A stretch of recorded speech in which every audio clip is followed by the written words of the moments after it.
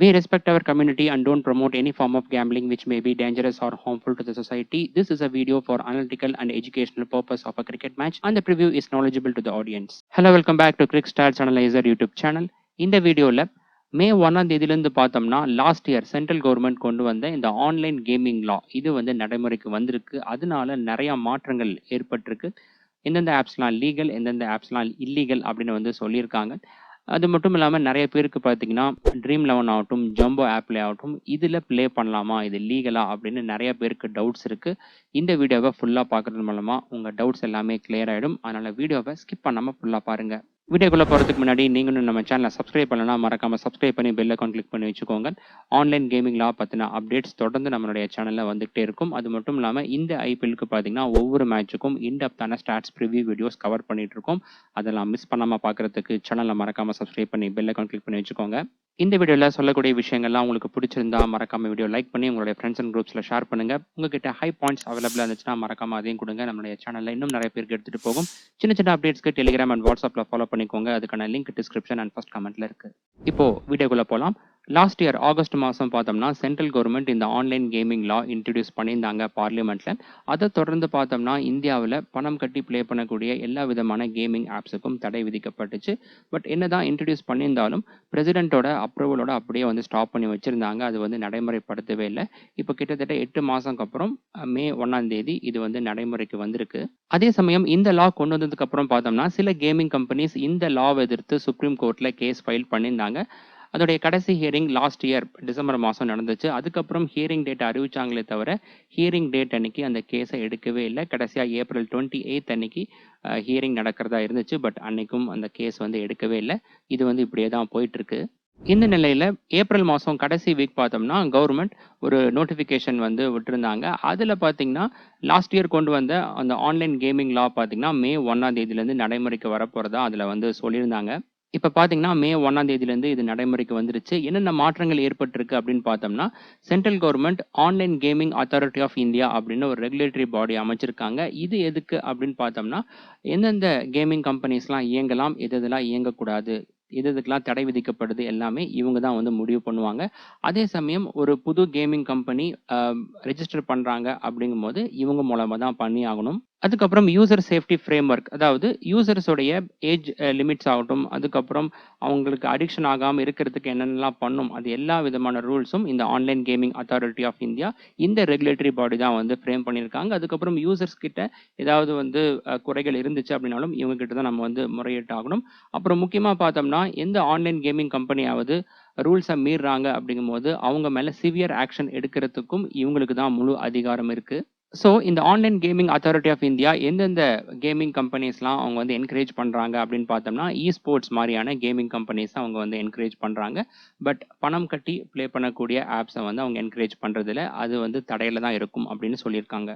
Last year August மாதம் இந்த லா கொண்டு வந்ததுக்கு அப்புறமா அது வரைக்கும் கவர்மெண்ட் ரூல்ஸை ஃபாலோ பண்ணி இயங்கிட்டு இருந்த ஃபேண்டசி பிளாட்ஃபார்ம்ஸ் ஆகட்டும், அதுக்கப்புறம் கார்ட் பேஸ்டு கேம்ஸ் ஆகட்டும், அது கம்ப்ளீட்டாக வந்து ஸ்டாப் பண்ணிட்டாங்க. பட் அதுக்கப்புறம் பார்த்தீங்கன்னா இல்லீகல் பெட்டிங் மார்க்கெட் வந்து இன்க்ரீஸ் ஆக ஸ்டார்ட் ஆச்சு. கவர்மெண்ட்டும் பார்த்தோம்னா இது வரைக்கும் 7800 இல்லீகல் பெட்டிங் பிளாட்ஃபார்ம்ஸை வந்து தடை விதிச்சிருந்தாங்க. பட் அவங்களும் பார்த்தீங்கன்னா கொஞ்ச நேரத்திலேயே டொமைன் நேமை மாற்றி மறுபடியும் இயங்க ஸ்டார்ட் பண்ணியிருக்காங்க. இப்போ ரீசெண்டாக கூட ஜனவரி மாதம் பார்த்தீங்கன்னா 242 இல்லீகல் பெட்டிங் பிளாட்ஃபார்ம்ஸை தடை விதிச்சிருந்தாங்க. பட் அது வந்து இன்க்ரீஸ் ஆகிட்டே தான் வருது. குறிப்பாக அந்த ஐபிஎல் சமயத்தில் பார்த்தீங்கன்னா இன்னுமே இன்க்ரீஸ் ஆயிருக்கு. இப்போ வரைக்கும் அது வந்து கிரே மார்க்கெட்டில் நடந்துட்டு தான் இருக்குது. மே 1ஆம் தேதியிலேருந்து பார்த்தோம்னா கவர்மெண்ட் ஸ்ட்ரிக்டான ஆக்ஷன் எடுக்க ஆரம்பிச்சிருக்காங்க. அதனால இப்போ வரைக்கும் ஏதாவது இல்லீகல் பெட்டிங் பிளாட்ஃபார்மில் ப்ளே பண்ணிருந்தீங்கன்னா அது இப்போவே ஸ்டாப் பண்ணிடுங்க. ஏன்னா உங்களோட டேட்டாஸ் வந்து திருடப்படலாம். அதே சமயம் கவர்மெண்ட் சைட்லேருந்து பார்த்தீங்கன்னா உங்களுடைய பேங்க் அக்கௌண்ட்டை ஃப்ரீஸ் பண்ணுறதுக்கான வாய்ப்புகளும் அதிகமாக இருக்குது. இப்போது இம்ப்ளிமெண்ட் பண்ணதுக்கப்புறமா பார்த்தீங்கன்னா கவர்மெண்ட் எப்போ வேணாலும் இல்லீகல் பெட்டிங் பிளாட்ஃபார்மை பிளாக் பண்ணலாம். அப்படி பிளாக் பண்ணுறாங்க அப்படிங்கிற பட்சத்தில் நீங்கள் வின் பண்ண அமௌண்ட் உங்களுக்கு வராமையும் போகலாம். ஸோ இதெல்லாம் தெரிஞ்சுக்கிட்டு இதோட இல்லீகல் பெட்டிங் பிளாட்ஃபார்மில் ப்ளே பண்ணுறதை ஸ்டாப் பண்ணிடுங்க. அது மட்டும் இல்லாமல் இந்த மாதிரியான இல்லீகல் பெட்டிங் பிளாட்ஃபார்மில் ப்ளே பண்ணுறது கவர்மெண்ட் இப்போ கொண்டு வந்திருக்கிற இந்த லாவுக்கு எதிரானது. அதனால நீங்கள் லீகல் கான்சிக்வன்சஸும் ஃபேஸ் பண்ணுறதுக்கான வாய்ப்புகள் இருக்குது. ஸோ இதோட இந்த இல்லீகல் பெட்டிங் பிளாட்ஃபார்மில் ப்ளே பண்ணுறதை ஸ்டாப் பண்ணிடுங்க. அடுத்ததா நம்ம முக்கியமான விஷயத்துக்கு வருவோம். நெறைய பேருக்கு இருக்கக்கூடிய டவுட் என்ன அப்படின்னு பார்த்தீங்கன்னா, மே 1ஆம் தேதியிலிருந்து ட்ரீம் 11ல ப்ளே பண்றது லீகலா? இல்லீகலா? அப்படின்னு நெறைய பேர் வந்து கேட்டுட்டு இருக்கீங்க. அதுக்கான ஆன்சர் என்ன அப்படின்னு பார்த்தோம்னா, தற்சமயம் ட்ரீம் 11 அட்வர்டைஸ்மென்ட் சப்போர்ட்டோட ஃப்ரீ டூ ப்ளே கான்டெஸ்ட் தான் நடத்திட்டு வராங்க. இதுல யூசர்ஸ் ப்ளே பண்றதன் மூலமா எந்த விதமான லாஸும் கிடையாது. ஸோ அதனால இது வந்து பார்த்தீங்கன்னா, கம்ப்ளீட்டா லீகல். இது கன்டினியூவேட்டா தான் வந்து இருக்கும். இதுக்கு தடை கிடையாது. ட்ரீம் 11 இந்த free to play model introduce பண்ணப்போ பார்த்தீங்கன்னா, ஏர்லியர் ஸ்டேஜஸ்ல சில இன்ஃப்ளூயன்சர்ஸ வச்சு வாட்ச் அலாங் ஃபீச்சர்ஸ் ஆகட்டும், அதுக்கப்புறம் பேனர் ஆட்ஸ் வச்சு அவங்க வந்து ரன் பண்ணிட்டு இருந்தாங்க. இப்போ அதில பார்த்தீங்கன்னா, நல்ல இம்ப்ரூவ்மெண்ட் வந்து இருந்திருக்கு. வீடியோ ஆட்ஸும் வர ஆரம்பிச்சிருக்கு. இதன் மூலமா ட்ரீம் 11 நெறைய ரெவென்யூஸ் வந்து ஜெனரேட் பண்றாங்க.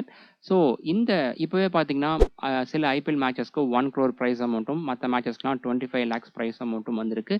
இது வரக்கூடிய நாட்கள்ல டெவலப் ஆறதுக்கான வாய்ப்புகள் தான் அதிகமா இருக்கு. அதாவது இந்த மாடல் சக்சஸ்ஃபுல் மாடலா மாறதுக்கான வாய்ப்புகள் அதிகமா இருக்கு. ஸோ இந்த ஃப்ரீ டூ ப்ளே கான்டெஸ்ட் வந்து பார்த்தோம்னா, கன்டினியூவேட்டா தான் வந்து இருக்கும். இந்த இடத்துல ஒரு முக்கியமான விஷயம் நான் ஷேர் பண்ண விரும்புறேன். இப்போ இந்த dream 11 free to play contest இருக்கிறதால, ஐபிஎல்லுக்கு ஒவ்வொரு மேட்சுக்கும் பார்த்தோம்னா, இன் டெப்த்தான ஸ்டாட்ஸ் ப்ரிவ்யூ வீடியோஸ் நம்ம கவர் பண்ணிட்டு இருக்கோம். இது கன்டினியூவேட்டா தான் இருக்கும். ஐபிஎல் முடிஞ்சதுக்கு அப்புறமா விமென்ஸ் T20 வேர்ல்ட் கப் வருது. மத்த இன்டர்நேஷனல் மேட்சஸ் ஆகட்டும், சிபிஎல், பிபிஎல், ஹண்ட்ரட்ஸ் அப்படின்னு எல்லா மேட்சஸ்க்கும் நம்ம வந்து கவர் பண்ணுவோம். புதுசா நம்மளுடைய சேனல்ல பார்க்குறவங்களுக்காக அதுக்கான சாம்பிள் வீடியோ லிங்க் பார்த்தோம்னா டிஸ்கிரிப்ஷன்ல குடுத்துருக்கேன். மறக்காம அந்த வீடியோவ வந்து பாருங்க. ஒவ்வொரு ப்ரிவ்யூ வீடியோஸும் குவாலிட்டியா இருக்கும். அடுத்ததா நம்ம வந்து ஜம்போக்கு வருவோம். ட்ரீம் 11ல எந்த அளவுக்கு டவுட்ஸ் இருக்கோ, அதே போல நெறைய பேருக்கு இந்த ஜம்போ ஆப் மேலயும் டவுட்ஸ் இருக்கு. குறிப்பா மே 1ஆம் தேதிக்கு அப்புறம் பார்த்தீங்கன்னா, இதுல ப்ளே பண்றது லீகலா? இல்லீகலா? அப்படின்னு வந்து கேட்டுட்டு இருக்கீங்க. ஜம்போ தரப்புலேருந்து என்ன சொல்லியிருக்காங்க அப்படின்னு பார்த்தோம்னா, இந்த ஜம்போ ஆப் பார்த்தோம்னா பேசிக்கா ஷாப்பிங் ஆப். ஷாப் பண்றதுக்காக டெபாசிட் பண்ணக்கூடிய அமௌண்ட்ல அவங்க வந்து கேம் டோக்கன்ஸ் தராங்க. அத வச்சு தான் யூசர்ஸ் வந்து ப்ளே பண்றாங்க. ஃபேண்டஸி ஆகட்டும், ட்ரேடிங் ஆகட்டும், மத்த கேம்ஸ் ஆகட்டும். இதுவும் வந்து ஃப்ரீ டூ ப்ளே மாடல் தான். அதனால இதுவும் லீகல் தான் அப்படின்னு சொல்லியிருக்காங்க. அது மட்டும் இல்லாம நம்ம வந்து கேஒய்சி வெரிஃபை பண்ணி தான் இதுல வந்து ப்ளே பண்றோம். அதனால கம்ப்ளீட்டா லீகல் அப்படின்னு அவங்க தரப்புலேருந்து சொல்லியிருக்காங்க. பட் மே 1ஆம் தேதியிலேருந்து பார்த்தோம்னா, நெறைய ப்ரமோட்டர்ஸ் வந்து இந்த ஜம்போ ஆப்ப ப்ரமோட் பண்றத ஸ்டாப் பண்ணிட்டாங்க. அதுக்கான ரீசன் என்ன அப்படின்னு பார்த்தீங்கன்னா, என்னதான் ஜம்போ தரப்புலேருந்து இந்த ஆப் வந்து லீகல் அப்படின்னு சொல்லியிருந்தாலும், கவர்ன்மெண்ட் சைட் கிட்ட இருந்து இந்த மாதிரி நம்ம ஷாப்பிங்காக டெபாசிட் பண்ணக்கூடிய அமௌண்ட்ல அவங்க குடுக்கக்கூடிய கேம் டோக்கன்ஸ வச்சு ப்ளே பண்றது லீகலா? இல்லீகலா? அப்படிங்கிறத கவர்ன்மெண்ட் வந்து இன்னும் தெரிவிக்கவே இல்ல. அதனால தான் இப்ப வரைக்கும் எந்த ப்ரமோட்டர்ஸும் இந்த ஆப்ப மே 1ஆம் தேதியிலேருந்து ப்ரமோட் பண்றதில்ல. கூடிய விரைவில பார்த்தோம்னா, கவர்ன்மெண்ட் சைட்லேருந்து இந்த மாதிரி ஷாப்பிங் மாடல் இயங்குறது லீகலா? இல்லீகலா? அப்படின்ற பத்தியான நோட்டிஃபிகேஷன் வெளியிடுறதுக்கான வாய்ப்புகள் அதிகமா இருக்கு.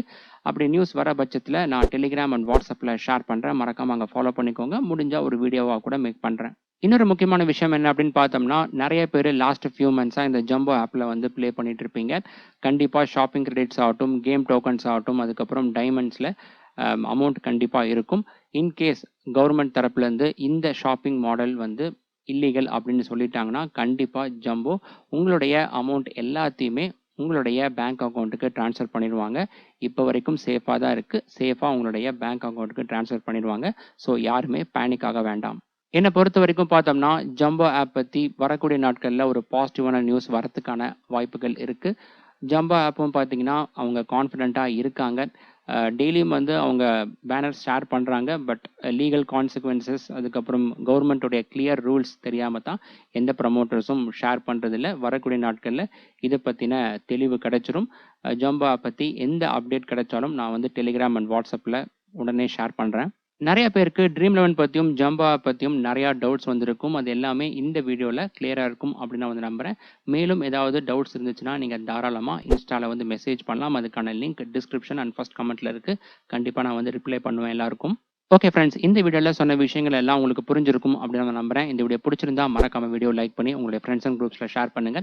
தொடர்ந்து நம்மளுடைய சேனல்ல ப்ரிவ்யூ வீடியோஸ் வந்துட்டே தான் இருக்கும். ஸோ யாருமே வொரி பண்ணிக்க வேணாம். ஹேப்பியா இருங்க. அடுத்த வீடியோல பார்க்கலாம். பை.